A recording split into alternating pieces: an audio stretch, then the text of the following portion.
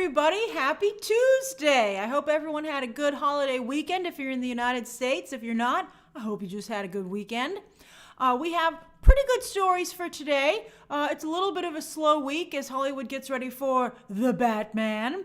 And because the movie's not opening early overseas, usually what happens is that you would have like trailers drop like the week before because they would want to play in front of the film overseas. But since The Batman's basically opening day and date worldwide, it's a slow week.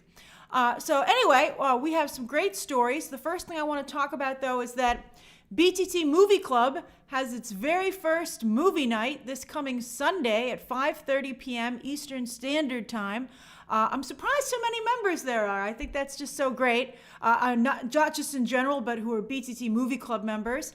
And there's currently a vote going on for what movie we're going to watch on Sunday. This is private. This is the exclusive just for BTT Movie Club members that you can either join live or you can watch after the fact. It'll be available just to you.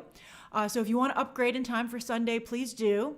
Encanto is leading the vote, a very strong lead to watch Encanto together, followed by Seven to get ready for The Batman.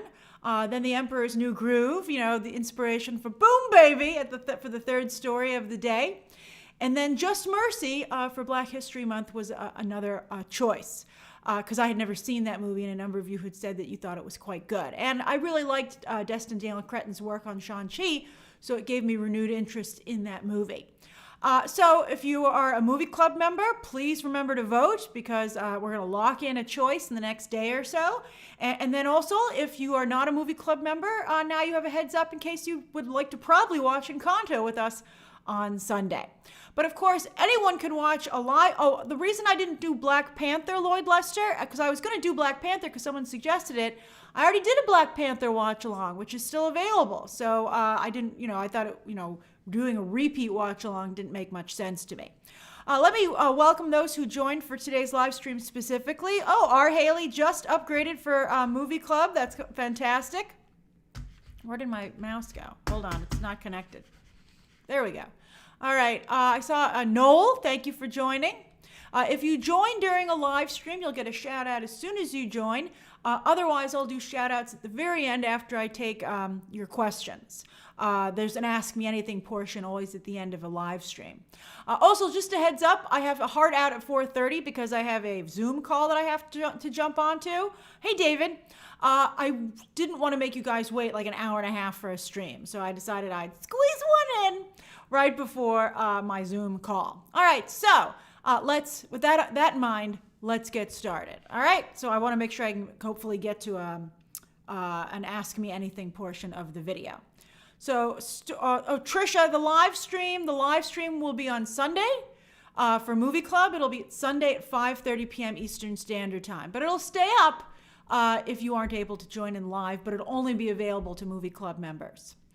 All right, I can't tell you about my private Zoom calls, Green Ninja 61. All right. Boop. Story number one. The Kraven movie continues to cast. They added Russell Crowe just a few days ago, apparently to play Papa Kraven. Russell Crowe. Hey, Kyle, thanks for upgrading to BTT Movie Club. Be sure to vote. Russell Crowe, he was in The Mummy with Tom Cruise. He's apparently playing Zeus, which he himself disclosed in the upcoming Thor: Love and Thunder movie. He's getting a lot of work, and he's going to also, he's tons of people in Marvel. And even though the MCU and the Spider-Verse are loosely connected, Russell Crowe don't care. He's like, I'm both. So he is joined, because I don't think Zeus is in the Kraven movie. So he is joined. He joined the Kraven movie a couple of days ago, and today it was announced that Fred Hechinger, from not only White Lotus, but also Pam and Tommy, he's very good in both those shows. Pam and Tommy, I actually felt that he had Macaulay Culkin vibes, and Macaulay Culkin should be getting these opportunities. Everybody keeps asking when a Thor: Love and Thunder trailer is going to drop. Let's see. I heard it was not this week, but it might be next week for the Batman. But let's see. You never know for sure, but I would not count on it being this week, despite some of the reports that have come out.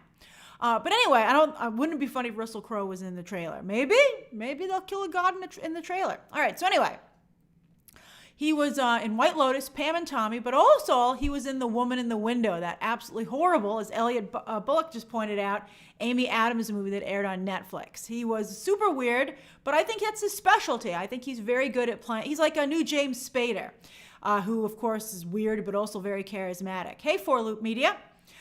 So I think that Fred Hechinger is actually quite talented. I think he's a very good actor. So I think that this is actually shaping up to be a very strong cast. So you've got, Aaron Taylor Johnson. There's some fan art of him, very professional fan art of him as a Kraven. Russell Crowe, and now Fred Hechinger. And I have to tell you, seems like a Russian family to me. I feel pretty good about this. I think it's actually stronger than one would suspect.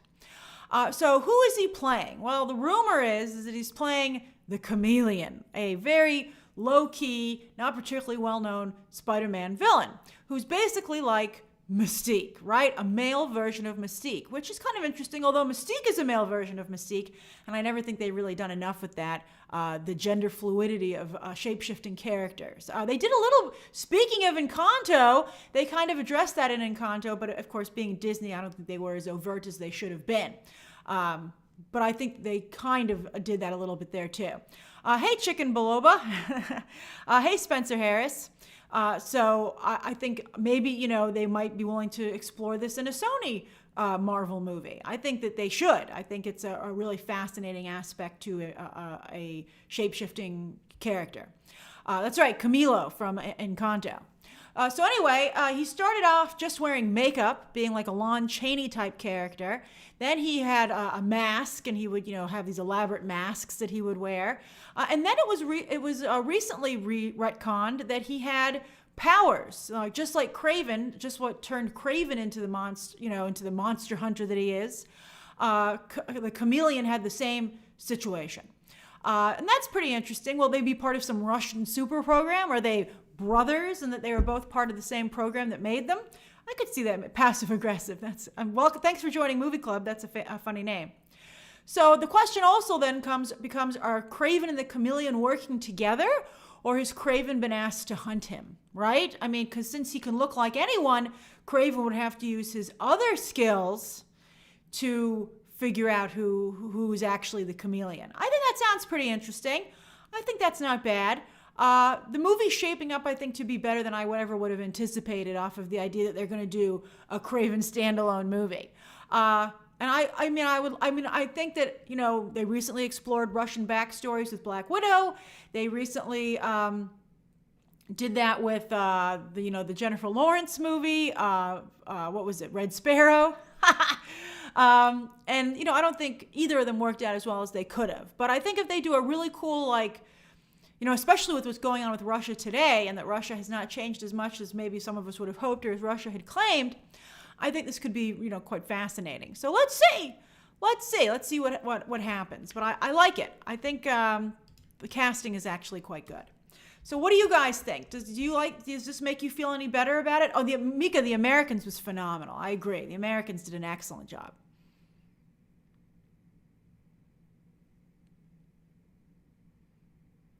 Mandela Butterfly, we have no idea what Spider-Man these movies are connected to. They have not made it clear yet. Green Ninja, excellent use of the hype emoji. That's funny. Lisa says, I'm going to watch it no matter what. I think a number of us feel that way. Hey, Tomas.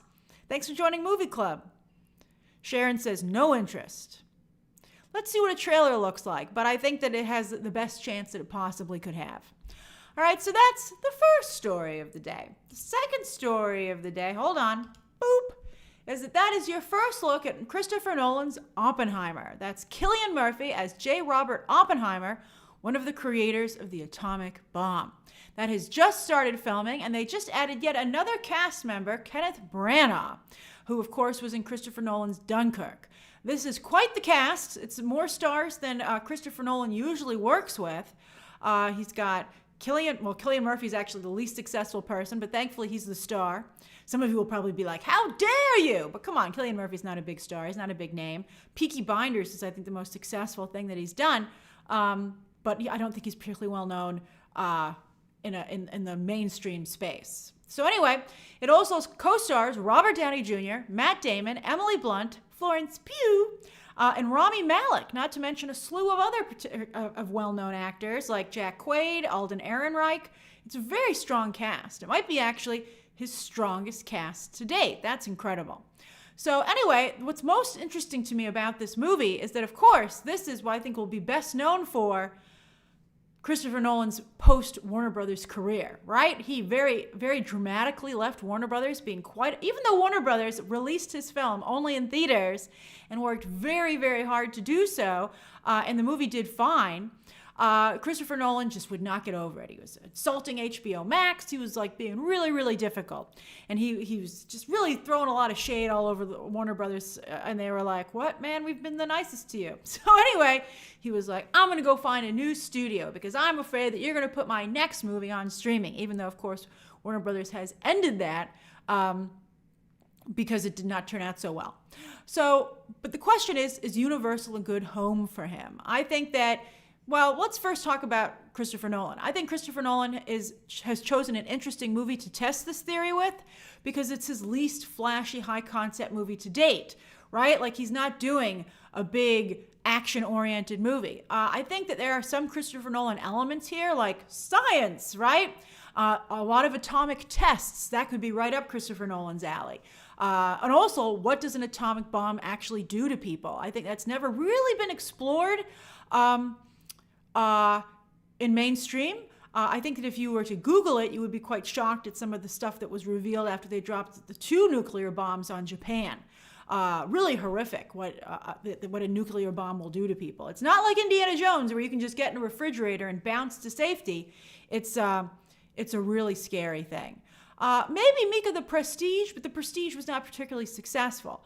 So I think that, I'm sure Universal hopes this is not like the Prestige. Now, what's interesting, though, is that Universal has a very good track record with Oscars, particularly for 1917, which is from Sam Mendes, who I've often joked, and because it's true, has followed in the footsteps of Christopher Nolan. Sam Mendes has the career Christopher Nolan wishes he did.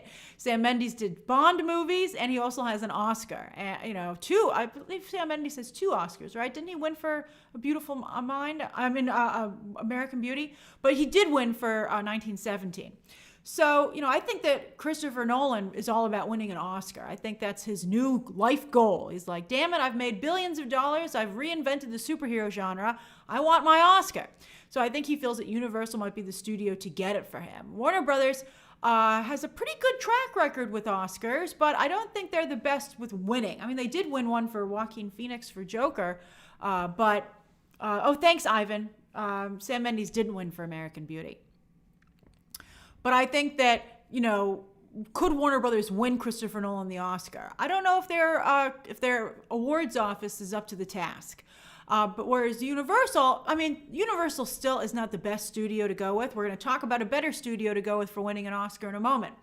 That's true. Dune has a lot of nominations, but who got snubbed? Denis Villeneuve. He's like, darn it. So, Christopher Nolan wouldn't want that to happen to him. So I think he feels that 1917 is a great. Did Sam Mendes not win for 1917?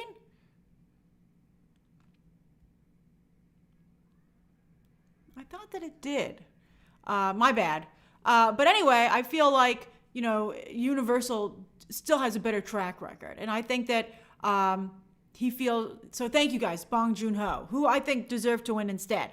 But still, I think that Christopher Nolan feels that if anyone's going to give him a better shot, it would be Universal. I don't know. I think Universal can do quite well. Lloyd Lester guessed it. Searchlight is the better studio. Searchlight has a very strong awards track record. They have an incredible Rolodex. To borrow an old-time term as to their connections. They're very, very good at campaigning. So we'll see, but I'm very curious to see how this works out for Christopher Nolan. He made a big gamble leaving Warner Brothers, and so people are going to be keeping a very close eye on whether or not he can give in the same box office, and also whether or not he does win or at least get nominated for those Oscars that he wants. Dunkirk, of course, didn't materialize for him, but I wouldn't blame Warner Brothers for that. I believe that was the fault of Christopher Nolan. That film had no heart. All right, so that's the second story of the day. That cast is incredible. I am very curious to see how Oppenheimer turns out. And also, I want to see what the twist is. Christopher Nolan wouldn't make this movie if he didn't have a strong visual twist to add to it. Mika, the release date is July 2023, so it's just started filming, so it's for summer of next year. All right, so that's the second story of the day. The third story of the day, boom, baby!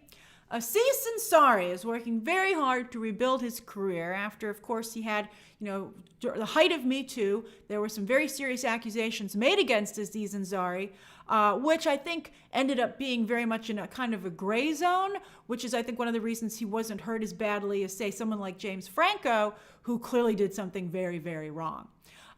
So it's difficult, the problem with a lot of these Me Too things is they don't go to court. They're only tried in the court of public opinion. So it's very hard to, it's a real he said, she said situation. Of course, it's important to have these conversations because, it's been in the past, a situation where women didn't feel they could come forward. So it's important that women feel that they can. But these things never go to court. So it's really hard to, figure out, who was in the right and who was in the wrong. Although the James Franco one was really pretty clear cut. But anyway, Aziz Ansari was one of the few people who I think was in a gray zone. So Aziz Ansari, it cost him being in Master of None Season 3. I thought that Aziz Ansari did a masterful job with the first two seasons, and it won a number of awards. It was nominated for a number of awards. It was a very, very strong show. And it did come back for a season 3, but it instead focused on Lena Waithe's character, who I'm a big fan of, but it didn't quite click with audiences like the first two seasons did. But he recently had he had a comedy special on Netflix. He's had 2 of them actually. He's doing pretty good. He's like very slowly coming back, and he's put together a really impressive package that if the allegations against Aziz Ansari were very serious, these people would not be working with him. So I think that in and of itself is very important for his career comeback. So he wrote the script. He did a lot of writing for Master of None, but this is going to be his directorial debut. And he's adapting a book called Being Mortal, Medicine and What Matters in the End, written by Dr. Atul Gawande, who is a surgeon born to Indian immigrants here in the United States and who lives in Ohio. I'm really glad, not only do I think this is a wonderful role for Aziz Ansari, but I really want Hollywood to start to highlight people of color who are in the medical profession. It used to be that Hollywood would horribly recast these characters and remake them with white actors. I talk about it a lot. One of the most egregious examples is Extraordinary Measures, where Harrison Ford was the doctor, yet the doctor who really did a lot of the work there was Yan Song Chen, who isn't represented at all in that movie, I think, which is really horrible. And there are a number of people working in the medical profession today across the United States and across the globe, but a number of people of color, and I think that that's what doctors look like today, and I think that should be reflected in media. So very, very happy to see that Aziz Ansari is able to play this character and to show what he's talking about. So this book was quite popular, and it talks about not only doctors, but what it's like for doctors with people at end-of-life situations, and that it's not always a bad thing, and that doctors can be there to make the end easier. So it seems like awards material to me, and sure enough, Searchlight, formerly Fox Searchlight, is behind this movie. And Bill Murray has joined in an undisclosed role as to who he'll be playing, although I would imagine, based on the setup, that Bill Murray's going to be playing somebody who's at the end of his life, and Aziz Ansari is going to have a lot of very intelligent, thoughtful conversations with him about that. So that sounds like a very good pairing to me. Bill Murray, I think, also wants an Oscar. This is the episode of People Wanting Oscars. He was nominated for Lost in Translation, and he's, of course, done a slew of Wes Anderson movies, but he really has not, he only got that one nomination. So it's a dramedy. It's going to make you cry and laugh and cry. And I have to tell you, I think that both those people, Aziz Ansari and Bill Murray, are perfect for that. And I think this is a very, very strong awards package, extremely strong awards package. So I'm very curious to see it come about. And I think that Aziz Ansari has very tastefully, also I want to say that Aziz Ansari was also a case of someone being, I think, handling the accusations against him very respectfully, but yet methodically and, going, saying, where he was coming from and his perspective on what went down. So kudos to him, for, keeping his cool in a situation that almost ended his career. And still might have. I don't think the jury is out on whether or not Aziz Ansari can come back. So we'll see what happens. But this sounds like a very, very good project. All right, it's 4:22. We will do until 4:28. We'll do 6 minutes of Ask Me Anything, and then I'll do a couple of shout-outs. Who asked that? 1 second. Mika, I will definitely be reacting to the Secrets of Dumbledore trailer on Thursday and breaking it down. I think I'm going to break it down. Let me check and see how the other reaction did. But it's slow this week, so I probably will. Tyler Rod says, can we get some Wakanda Forever tea, please? Oh, you even used the tea emoji. Well, I already told you about Namor, and I've been telling you that I believe that there's a funeral in the movie, so I've given you a lot of Black Panther tea. Wakanda Forever tea. I'm very, very excited about the movie. I really think Ryan Coogler's talented. Tomas, I did see that Love Victor Season 3 will be its last. I hope that everybody in that cast goes on to get more work, and I'm very excited for the third season. I'll definitely be covering it. Let's see here. Mika says, what are your thoughts on Cinderella leading the Oscars Twitter vote? Well, when you leave it open to a vote, you never know what fandom's going to surge, and Camila Cabello has some very, very aggressive fans.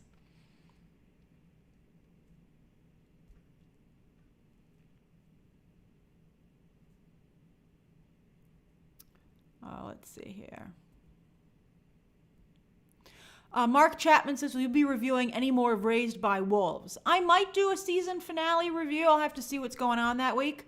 So I have to just see how things are going. Raised by Wolves season 2 has not really caught on as much as the first one, which is unfortunate. Danielle, I love how you used your monthly spotlight. That's so sweet of you. Let's see here. Keith says, any word on an Obi-Wan trailer? I haven't heard anything about an Obi-Wan trailer, but they're coming down to the wire. I hope probably right before Moon Knight drops, but it could really be any day now because they really need an Obi-Wan trailer. I mean, the show is pretty close. Good Day says, do you like ramen? I've never had ramen actually, but I do like wonton soup, and I'm a big fan of Chinese food. New York City. So I would imagine I would like it. I just never had a chance to have any. Jason, that's such a nice thing to say. Thank you. Matt, the Batman embargo lifts on Monday, the 28th at 12 noon Eastern Standard Time. Epic Echo, that's okay. You don't have to know what to ask. It's just nice that you're here.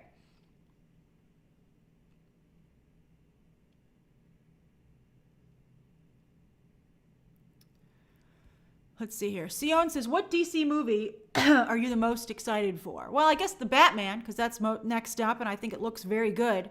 But I'm curious to see what The Rock does with Black Adam. Oh, The Flash. I think that DC has an interesting slate. I think at the very least it'll be interesting. Keith, I did see the Thor merchandise leaks. I'm not sure if I'm going to cover it or not. I was going to, but then I'm like, the Thor trailer is pretty soon. Let's just see. It might be very slow tomorrow, so then I'll cover it.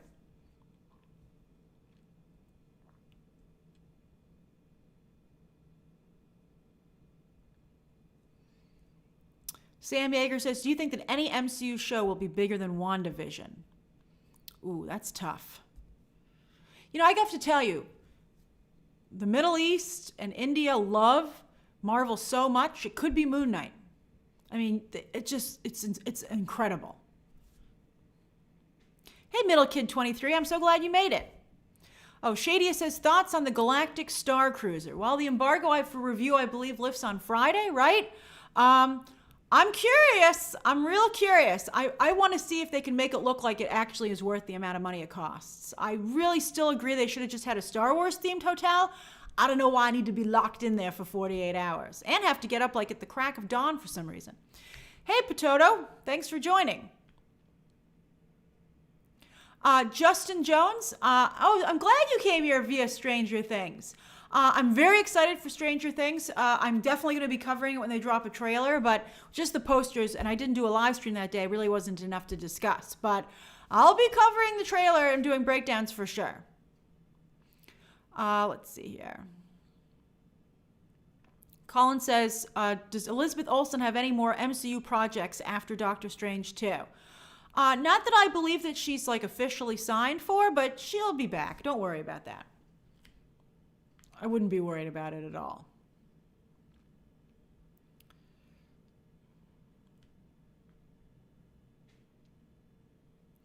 MJ McCarthy says, do you think we'll ever get Rogue versus Captain Marvel in the MCU? You know, I don't think that you might, but I don't think she'll ever suck all the power out of her because I think that Kevin Feige would be aware that too many people would be rooting for Rogue.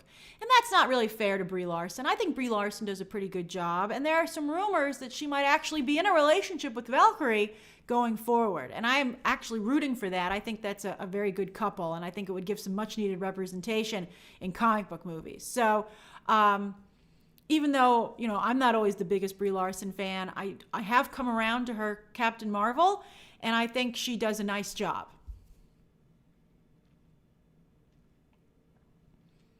Sion, I think they're going to make Jurassic World movies forever. Oh yeah, Thomas, I almost have to go. So let me do shout outs. So let's do shout outs. You can just give me anything to interact with, just so I can say hi to you. I am Jacob is watching Star Trek Picard in the UK. Mika, I do want a new Professor X after Doctor Strange 2. I want fresh X-Men. Fresh X-Men. Trevor, the very, very first batch of merch? No, I don't believe so, because that was made with a different company. But the merch that I first launched is up, and I'm working on new merch as we speak. Keith is drinking tea and drawing Ahsoka. Oh, that's wonderful. Send me the picture so I can see it. Let's see here. D is nibbling on peanut M&Ms. Yum indeed. Jerry Bailey says it was 63 this morning. It's now snowing and 25. Yeah, the weather is all over the place. I mean, I think global warming might be very serious. Matt, watching you before my job interview today. Break a leg. Fingers crossed for you.